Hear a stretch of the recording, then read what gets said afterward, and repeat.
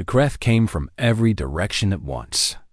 They poured through the streets of Valeth like a flood, their weapons blazing, their war cries shaking the air. War Commander Drox had committed everything he had to this final assault. He would break these humans tonight or die trying. The defensive perimeter collapsed within the first hour. There were simply too many Kreth and too few Marines.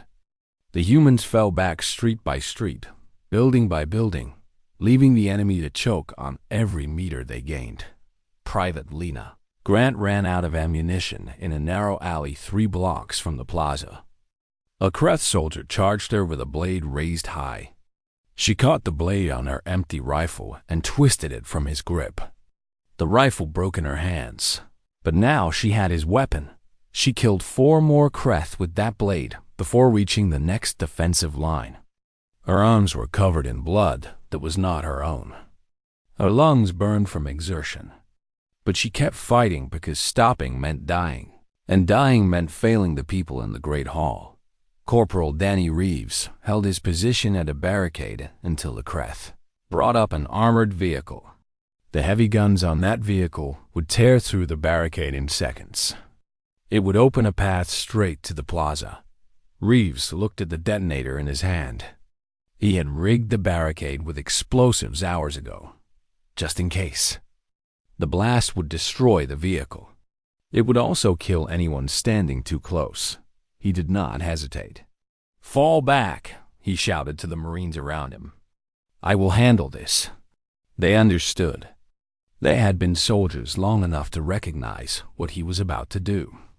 One of them tried to argue, but Reeves shook his head. "Get to the plaza. Protect those people. That is an order." They ran. Reeves waited until the armored vehicle was directly in front of the barricade. He could see the Kreth gunner taking aim, could see the weapon charging for a shot that would end everything. He pressed the button. The explosion lit up the night like a second sun. The vehicle vanished in a ball of fire and twisted metal. The Kreth soldiers around it were thrown back by the blast wave. A gap opened in their advance, buying precious minutes for the defenders. Reeves was gone. His name would be added to the list of humans who gave everything for strangers. They had never met. Taurus felt his death like a physical blow. She had known Reeves for 3 years. She had trained with him, fought beside him, trusted him with her life countless times. Now he was just a memory and a hole in her heart. She did not have time to mourn. The Kreth were still coming.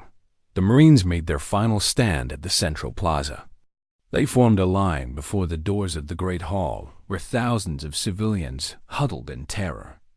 Behind those doors were elders and children, farmers and artists, people who had never harmed anyone in their gentle lives. The Kreth would have to climb over human bodies to reach them. Commander Bennett stood in the center of the line with his rifle in his hands. He was wounded in 3 places, but he refused to fall. His officers had died around him throughout the night. He was the last one with a rank above sergeant. He opened a channel to Admiral Vorath. His voice was calm despite the chaos around him. "Admiral, this is Commander Bennett.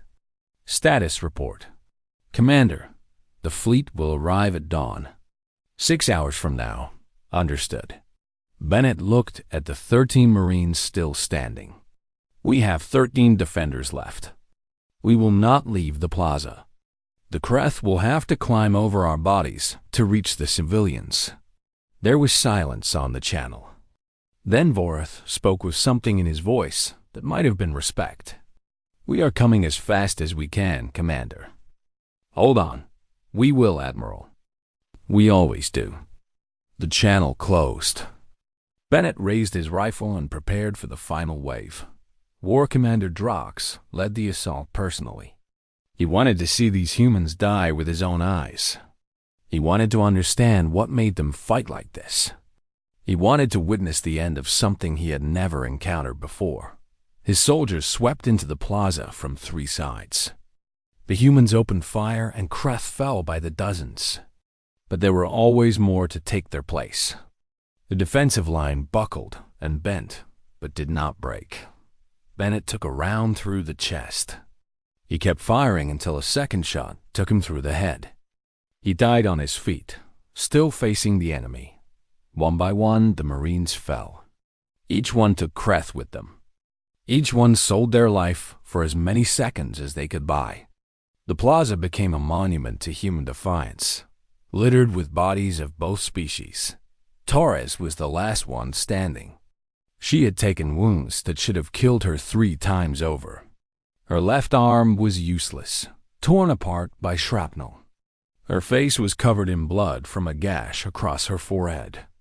She could barely see through the red haze in her eyes, but she was still standing. She was still between the enemy and the door to the great hall. Drox approached her slowly. His soldiers parted to let him pass. He wanted to face this last human himself. "You have fought well," he said. His voice held genuine respect. "Better than any enemy I have ever faced. But it ends here. You are alone. Your people are dead. Surrender, and I will make your death quick." Torres laughed. It was a broken sound, full of pain and exhaustion, and something else that Drox could not identify. "You still do not understand," she said. "You killed my friends. You destroyed this city. You think you have won because I am the last one standing. But you lost this fight the moment you touched this world." Drox tilted his head in confusion. "Explain." Torres pointed at the horizon with her broken arm. The first light of dawn was creeping across the sky, and in that light, something was descending through the clouds. Many somethings. Coalition warships. Dozens of them. They fell from the sky like avenging angels, their weapons already charging, their sensors locking onto Kreth. Positions across the city. The fleet had arrived. Torres smiled through the blood on her face. "We did not need to win. We just needed to hold." And we held. Drox looked at the descending ships and understood. He had been so focused on breaking these humans that he had not considered what would happen if they succeeded. 42 soldiers had died to buy time for this moment. They had sacrificed themselves for people they had never met, knowing they would not live to see the rescue. It was something he had never seen before. Something he could not comprehend. The coalition warships opened fire. Kreth positions across Veleth erupted in flames. The invasion force that had seemed so overwhelming just hours ago was annihilated within minutes. Drox himself was killed when a precision strike collapsed the building behind him. When the dust settled, Admiral Vorath landed his shuttle in the plaza. He stepped out and found Torres still standing among the fallen, surrounded by hundreds of dead Kreth, protecting the doorway to the great hall. "Sergeant Torres," he said softly, "it is over. You can rest now." Torres looked at him with eyes that had seen too much. "The civilians?" "Safe. All of them. Because of you." Torres nodded once. Then her legs gave out and she collapsed. Medical teams rushed to catch her before she hit the ground. Elder Sorvith emerged from the great hall and looked upon the devastation. Tears streamed down his blue face as he saw the bodies of the humans who had died for his people. "We will build a monument," he declared. "The greatest monument this world has ever seen. Every name will be carved in stone. Every sacrifice will be remembered." Months later, Sergeant Maya Torres returned to Thiessen Prime. Her wounds had healed, though some scars would never fade. She walked through the rebuilt streets of Veleth to the plaza, where she had made her final stand. The monument was beautiful. It rose from the center of the plaza like a reaching hand, carved from white stone that caught the sunlight and seemed to glow. The names of 41 Marines were inscribed around its base. At the top, in letters that could be seen from anywhere in the city, were the words chosen by the Melvari people. They answered the call. Torres stood before the monument and read every name. She remembered every face. Bennett, Reeves, Grant, who had survived but lost the use of her legs, Walsh, who had smiled at death rather than surrender, Morrison and Garrett lost before they even reached the ground. She touched the stone where Reeves' name was carved. She whispered words that only he could hear. Earth sends its best, always. Behind her, a group of young Melvery children approached with flowers in their hands. They placed them at the base of the monument and looked up at Torres with wide, wondering eyes. One of them asked a question. "Were you there when the humans came?" Torres knelt down to meet the child's gaze. "I was. Were you scared?" Torres thought about the question for a long moment. "Yes, I was terrified. But I was more scared of what would happen if we did not fight. So we fought anyway. That is what courage really means. Being scared and doing the right thing anyway." The child nodded solemnly. "When I grow up, I want to be brave like the humans." Torres smiled. It was a real smile this time, not the grim expression she had worn so often during the battle. "You already are. Bravery is not about fighting. It is about protecting what you love. Your people protected each other during the battle. You guided our soldiers. You carried our wounded. You were braver than you know." She stood and looked at the monument one last time. The galaxy had learned something on Thesan Prime. They had learned what Deathworld soldiers were made of. They had learned what humans would do for strangers in need. They had learned that fire, steel, and absolute fury were not just words. They were a promise. The second day began with fire falling from the sky. War Commander Drox had changed his strategy overnight. If the humans would not face him in open battle, he would force them out of hiding. He ordered his artillery to target the civilian districts of Veleth. Commander Bennett was in the Great Hall when the first shells hit. The building shook like a living thing, and dust rained from the ancient ceiling. Around him, thousands of Melvery civilians screamed and clutched each other in terror. Elder Sorveth rushed to his side.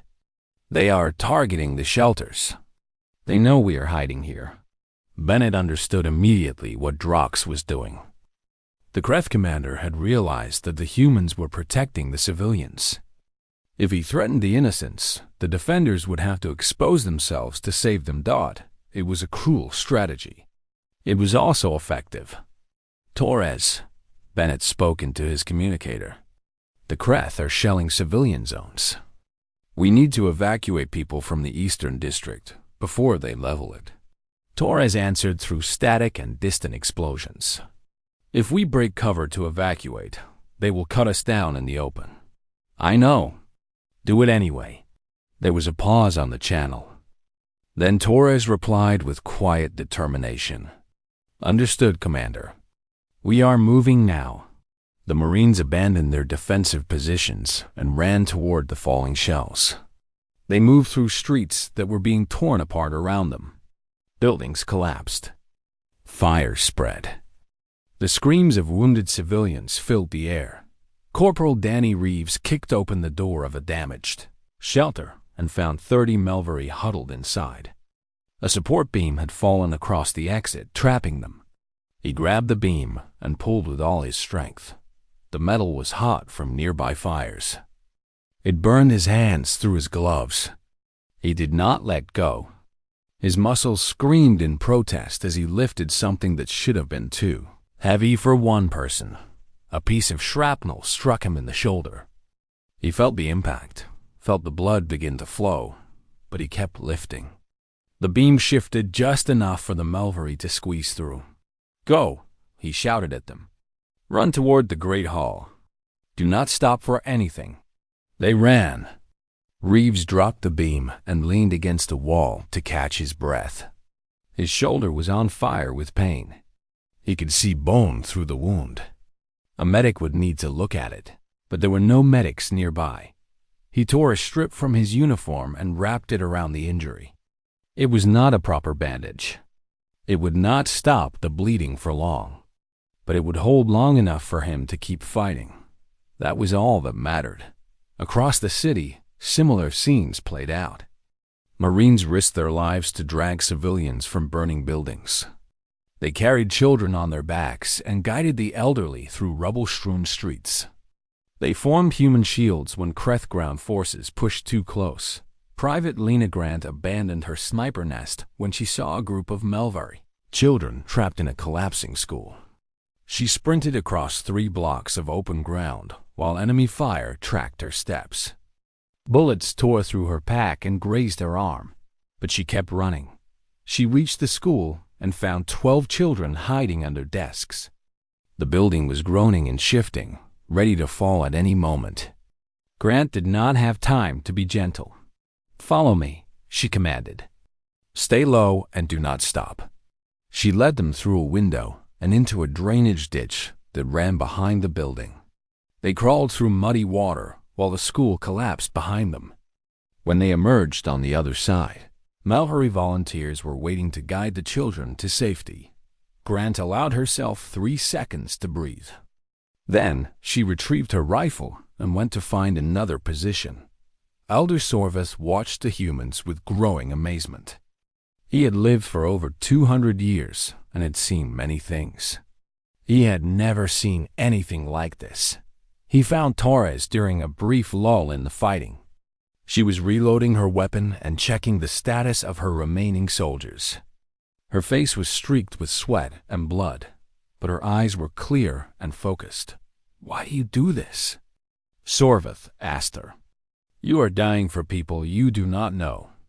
People you had never heard of before yesterday. Why?" Torres looked at him for a long moment before answering. "On Earth, we have a word for it. We call it humanity. It means caring about each other even when there is no logical reason to do so. It means protecting the weak and fighting for the helpless." "But the cost," Sorveth protested. "You have lost so many already. You will lose more before this ends." "Yes, we will. And every one of those losses will hurt. I will remember the face of every Marine who dies under my command for the rest of my life." She paused, and her voice softened. "But we learned long ago that survival means nothing if you lose your soul in the process.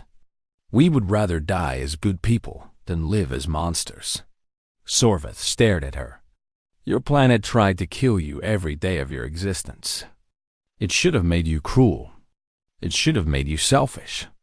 How did it make you this instead?" Torres smiled despite everything. "Because we had each other. The predators and the storms and the disasters taught us that we are stronger together. We survived our world by protecting each other. We simply extended that to everyone." The elder bowed his head. "We Melvari have never known war. We have never had to fight for anything. We thought that made us civilized. Now I wonder if we simply never learned what it means to stand for something worth dying for." "You are learning now," Torres told him. "Your people have guided us through every hidden path in this city.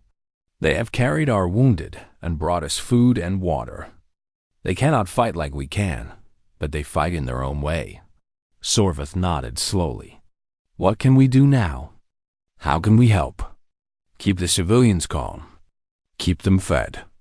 And when the time comes, be ready to run for the landing zone.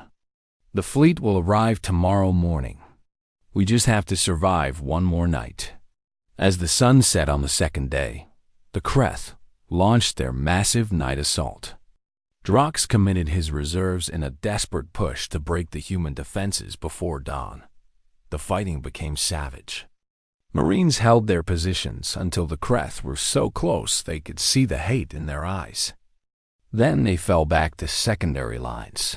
Making the enemy pay for every meter with blood. Stories began to spread through Kreth ranks. Stories of humans fighting with broken bones.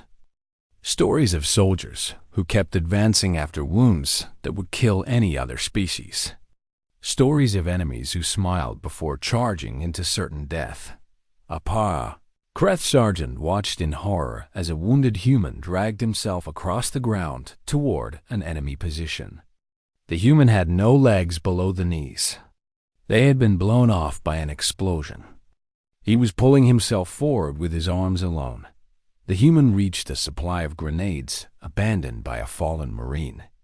He grabbed two of them, pulled the pins, and waited for the Kreth to approach. The sergeant ordered his squad to fall back. They did not argue. Commander Bennett received word from Admiral Vorth shortly after midnight. The fleet will arrive at dawn. 16 hours from now. Can you hold? Bennett looked at the tactical display. He had 23 Marines left. 23 out of 42. Nearly half his force was gone, and the worst of the fighting was still to come. We will hold, he said. Whatever it takes. Torres gathered her remaining soldiers in the central plaza. The Great Hall rose behind them, filled with thousands of civilians who were depending on these battered warriors to protect them. The sounds of Kreth artillery rumbled in the distance like an approaching storm. 16 hours, Torres told her squad. 16 more hours and the fleet arrives. 16 hours between these people and destruction. Reeves was there, his shoulder wrapped in bloody bandages, his face pale from blood loss.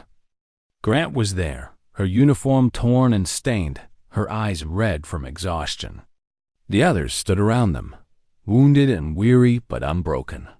We have fought monsters our whole lives, Torres continued. Every human who ever lived on Earth learned to fight before they learned to walk. We fought predators that wanted to eat us. We fought diseases that tried to kill us. We fought our own planet when it shook and flooded and burned. She looked at each of them in turn. The Kreth are nothing compared to what forged us. They are just another monster. Just another challenge. Just another enemy that made the mistake of threatening people under our protection. Reeves managed a weak grin. So, what you are saying is that this is Tuesday. Someone laughed. It was a tired sound, but it was genuine. Exactly, Torres said. This is Tuesday. And we are Marines from Earth. We do not lose on Tuesday. As if on cue, the Kreth assault began. The night erupted in fire and thunder as Drox threw everything he had at the human positions. Torres checked her rifle one last time. All right, Deathworld soldiers. Let us show them how we fight. Dawn came slowly over Thiessen Prime. The sun rose through layers of smoke and painted the sky in shades of orange and gray. Private Lena Grant watched through her scope as the Kreth army began its advance toward Velith. She had been awake all night, studying the enemy, learning their patterns, identifying their leaders. The Kreth were tall creatures with thick hide the color of dried blood. They walked on 4 legs, but fought on 2, using their front limbs to carry weapons and operate equipment. Their faces were flat and brutal, designed for intimidation as much as function. Each soldier wore armor that looked like it had been forged from the bones of conquered worlds. War Commander Drox led the assault from the front. He was larger than the soldiers around him, his armor decorated with trophies taken from fallen enemies. He rode in an open vehicle so his troops could see him, so they could draw courage from his presence. Grant placed her crosshairs on his chest and waited. The first Kreth column entered the kill zone just as the sun cleared the horizon. They moved with confidence. Thousands of soldiers marching along the highway that led directly into Velith. Their scouts had reported only a handful of defenders. This would be easy. This would be quick. Corporal Danny Reeves crouched behind a barrier 200 meters from the highway. His hand rested on a detonator connected to enough explosives to collapse the overpass and turn the road into a crater. He watched the column approach and counted silently in his head. 300 meters. 200. 150. He pressed the button. The world exploded. The overpass crumbled into a cascade of broken stone and twisted metal. Vehicles tumbled into the gap, crashing into each other, piling up like toys thrown by an angry child. The column ground to a halt in chaos and confusion. Grant opened fire. Her first shot took a Kreth officer through the throat. Her second killed the soldier next to him. Her third struck a communications operator before he could call for support. She fired with mechanical precision, each bullet finding its target, each pull of the trigger removing another piece of the enemy command structure. The Kreth scrambled for cover, but there was none to find. They were exposed on an open road surrounded by buildings full of human soldiers who had spent the night preparing exactly this welcome. Sergeant Torres led a squad through the sewers beneath the highway. They emerged from a maintenance hatch behind the stalled column, where the enemy was not watching. Her team opened fire without warning, cutting down soldiers who had not even seen them coming. The noise was tremendous. Gunfire and explosions and screaming filled the air until nothing else could be heard.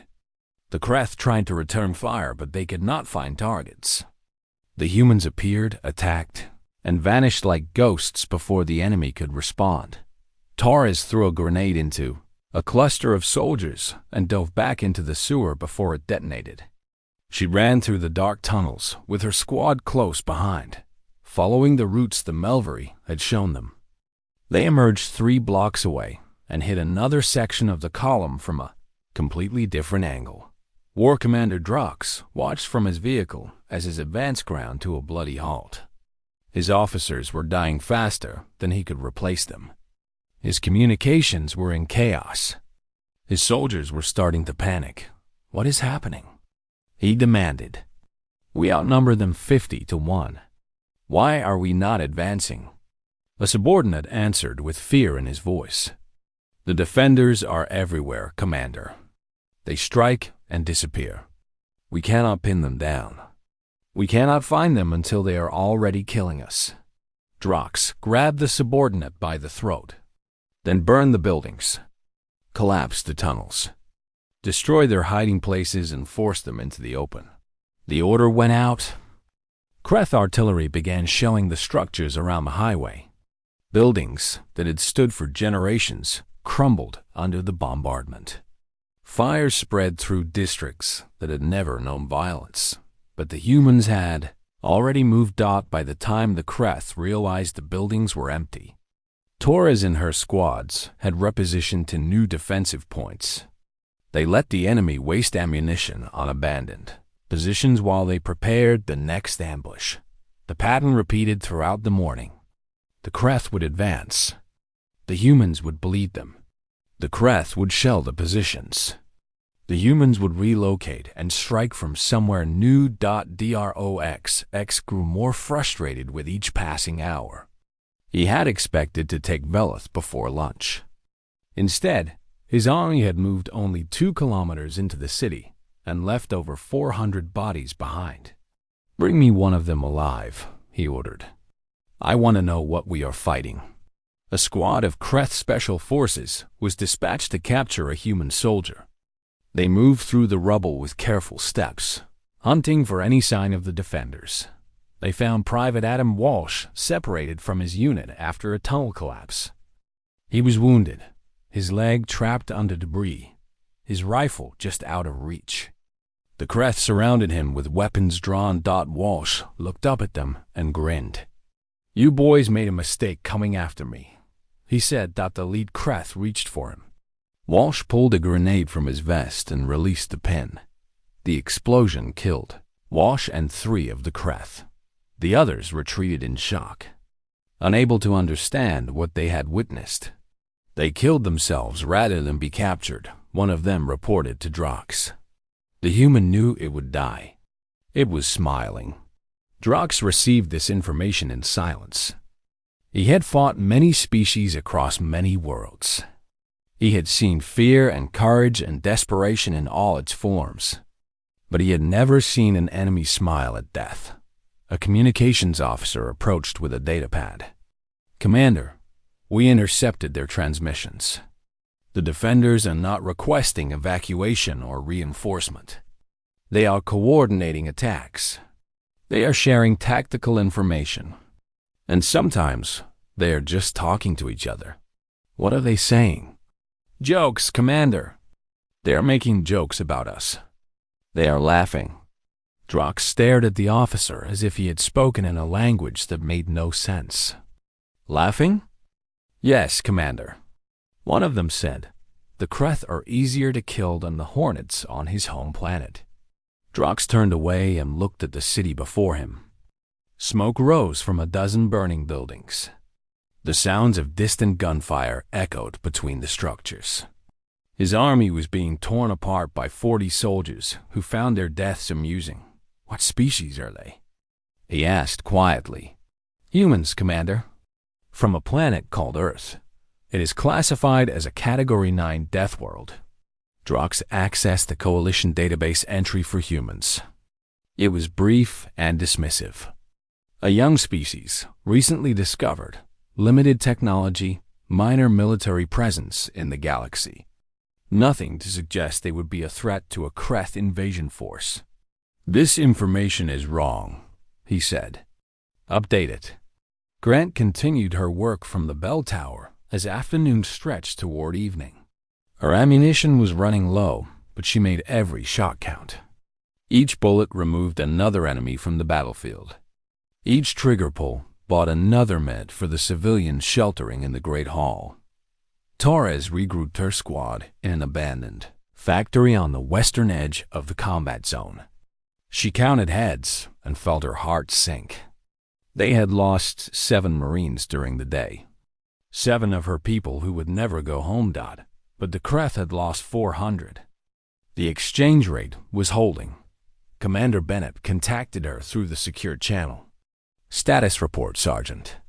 7 casualties on our side. Enemy advance has stalled. They have taken the outer districts, but cannot push past the industrial zone. We are making them pay for every step. The fleet will arrive in 16 hours. Can you hold?" Torres looked at her exhausted Marines. They were battered and bloodied, running low on ammunition, functioning on willpower instead of rest. But their eyes still burned with determination. They were not done fighting. "We will hold, Commander. Whatever it takes." As the sun set on the first day, Drox surveyed his losses and tried to understand what had happened. His army should have swept through Velith like water through a broken dam. Instead, they had fought for every meter against an enemy that refused to yield. He watched the city lights flicker in the growing darkness. Somewhere in those streets, 33 humans remained alive. 33 soldiers who had killed over 400 of his warriors and showed no signs of stopping. For the first time in his long career, War Commander Drox felt something he had not experienced in decades: uncertainty. These humans were not like other species. They did not fight the way his database said they should. They did not break under pressure or flee from impossible odds.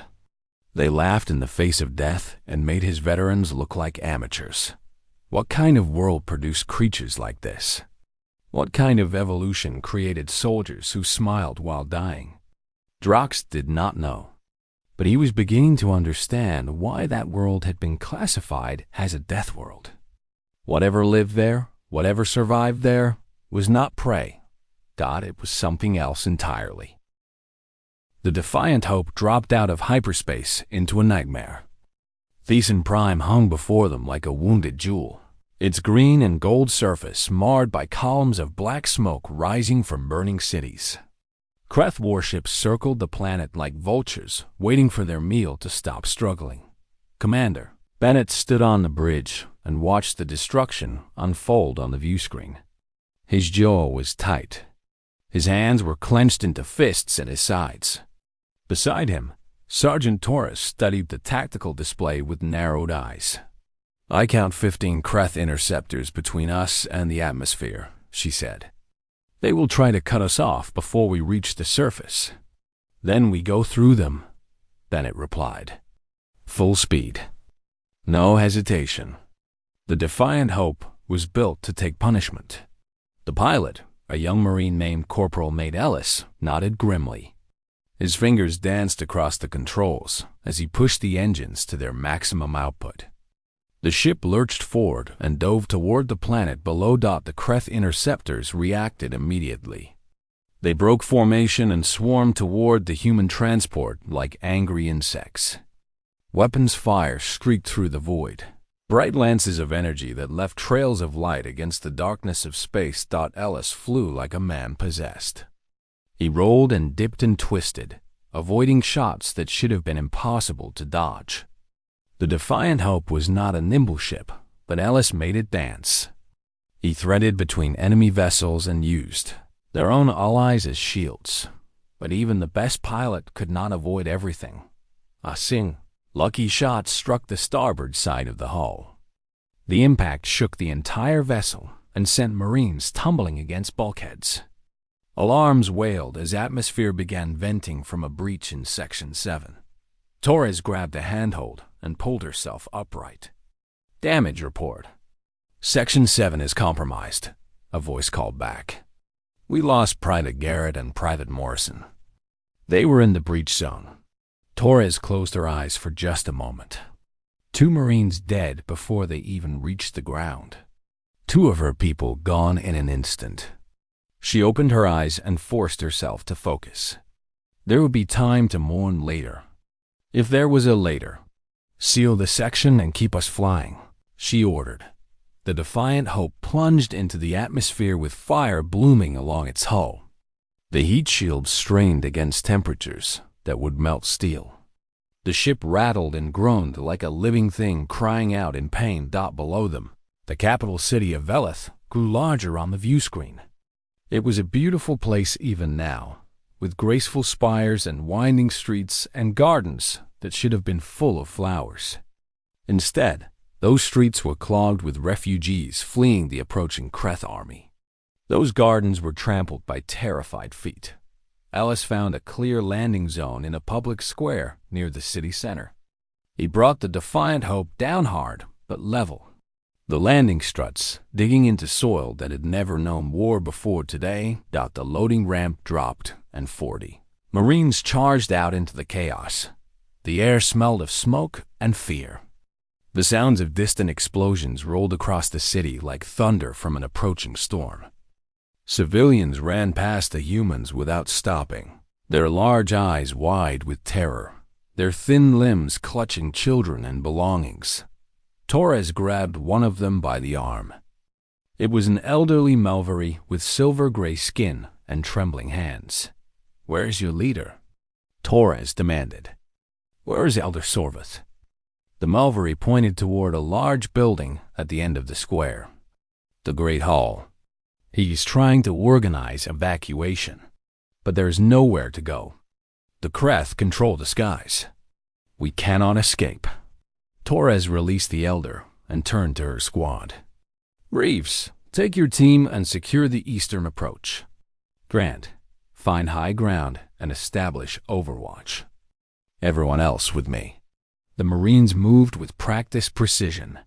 They flowed through the streets like water finding the fastest path downhill. Civilians parted before them, staring at these strange creatures in there. Heavy armor carrying weapons. That seemed designed for a larger war than any Melvery could imagine.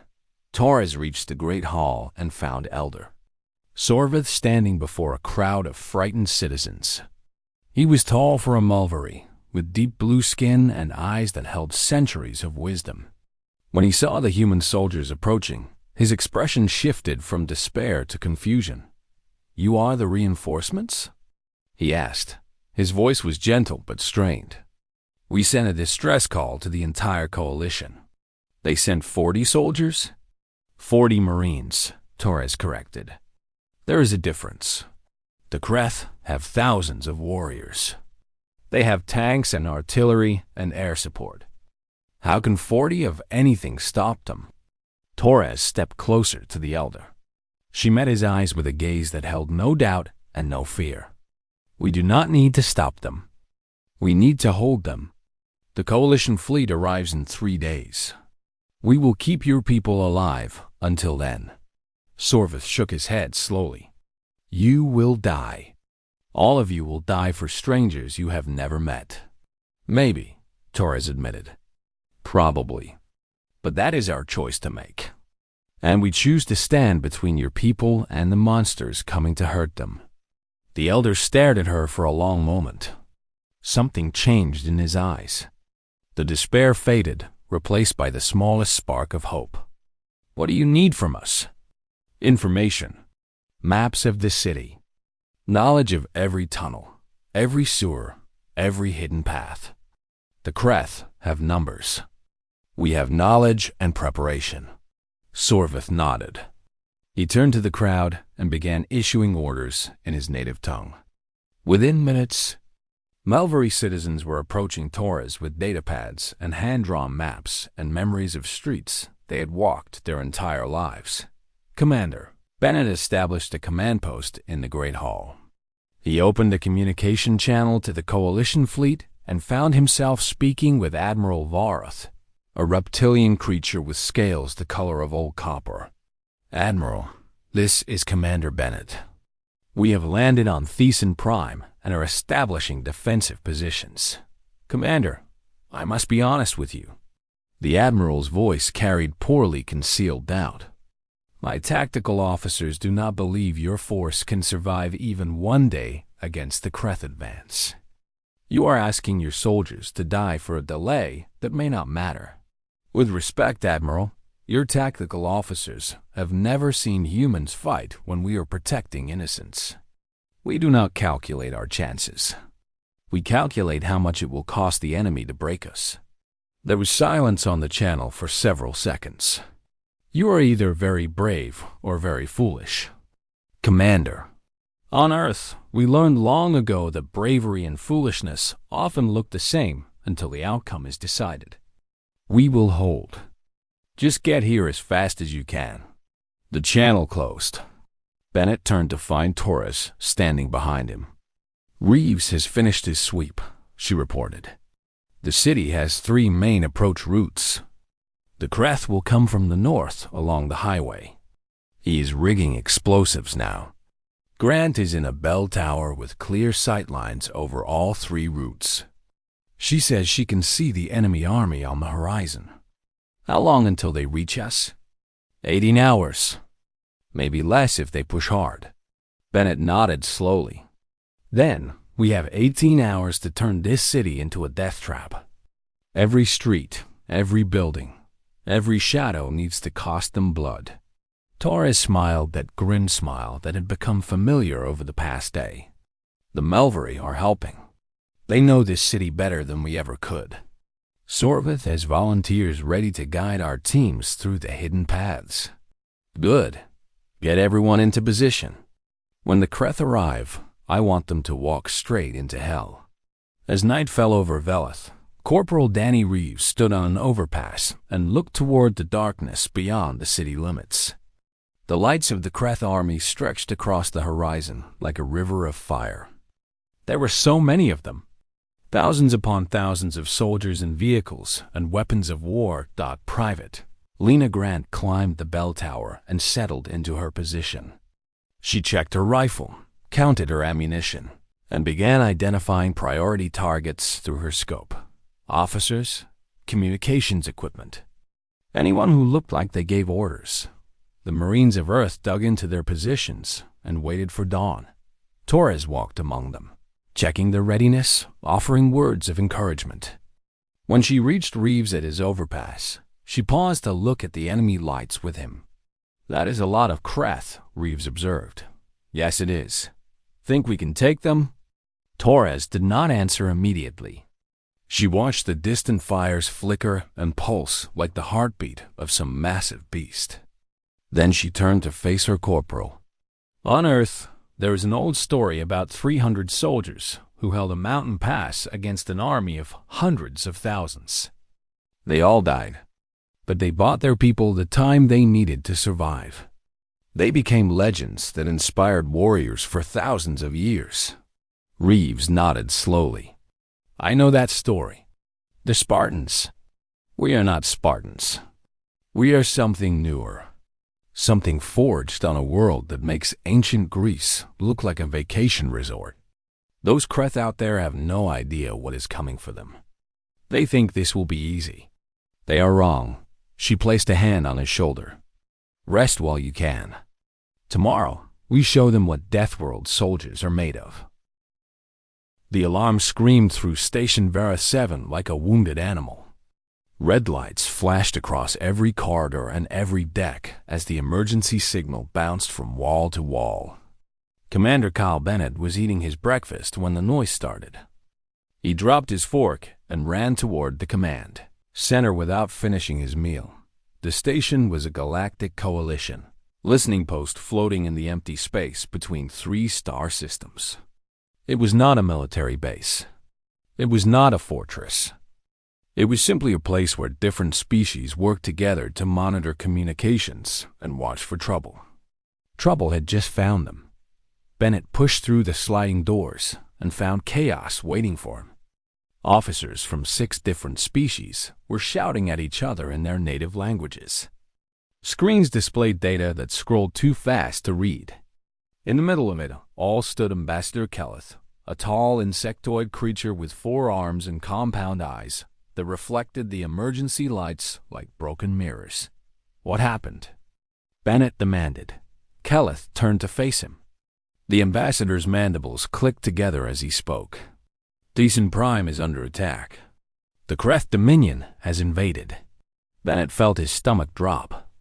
Decent Prime was an agricultural world populated by the Melvery, a peaceful species that had never known war. They grew food for dozens of coalition worlds. They had no army. They had no weapons.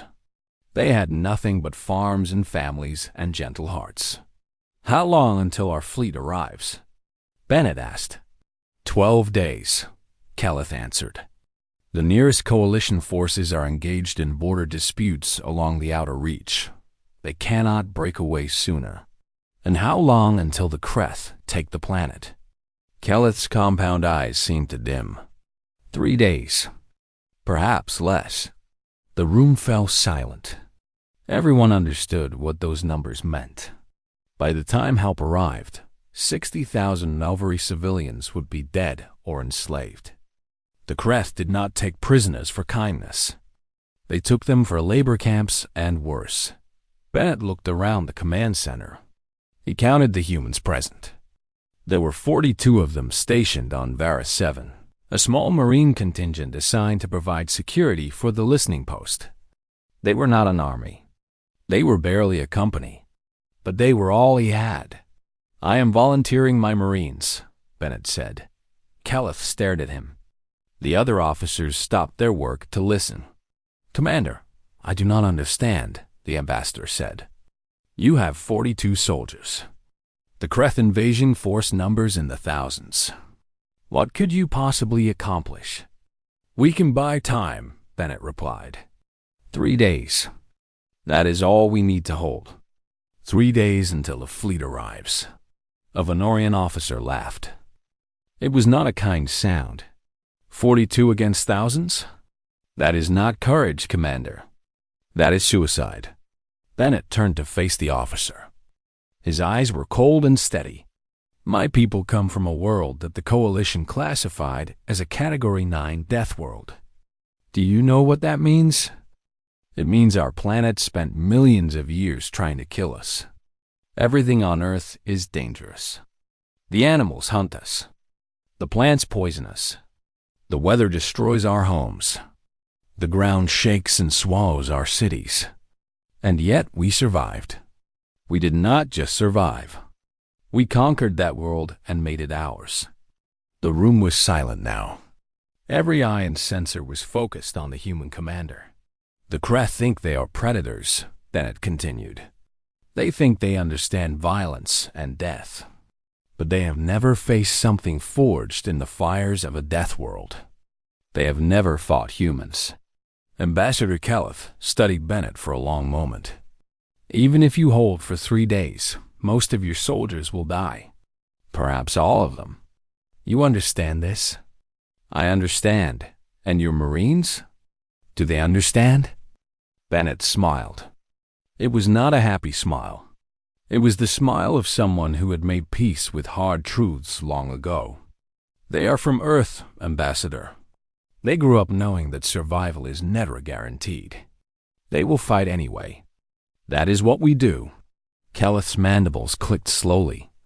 Very well, Commander. I will authorize your deployment. May whatever gods you worship watch over you." Bennett nodded and turned to leave. He had preparations to make and very little time to make them. Sergeant Maya Torres was in the armory when Bennett found her. She was cleaning her rifle with the careful attention of someone who treated their weapon like a trusted friend. Torres was 31 years old, with dark hair cut short and eyes that had seen too much but still held warmth in their depths. "Sergeant," Bennett said, "gather the squad. We have a mission." Torres looked up. She read something in his face that made her set down her rifle. "How bad?" "Thiessen Prime is falling. We are going to stop it." "Just us?" "Just us." Torres nodded slowly. She did not ask if he was serious. She did not ask if there was another way. She simply stood and began collecting her gear. "How long do we need to hold?" 3 days. Against how many?" "Thousands." Torres paused for just a moment. Then she smiled. It was the same smile Bennett had worn earlier. "I have had worse odds. Remember that bar fight on Kepler Station?" Bennett almost laughed. "That was 12 against 4, Maya. And we won, did we not?" She had a point. Within 2 hours, the 42 Marines of Earth were assembled in the hangar bay.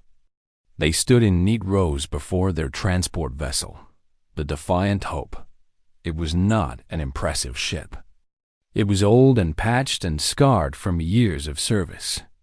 But it flew true, and its hull was thick enough to survive. Atmospheric entry under fire. Bennett stood before his soldiers and looked at their faces. He saw fear in some eyes. He saw determination in others. He saw the quiet acceptance of people who had chosen to be warriors and understood what that choice might cost them.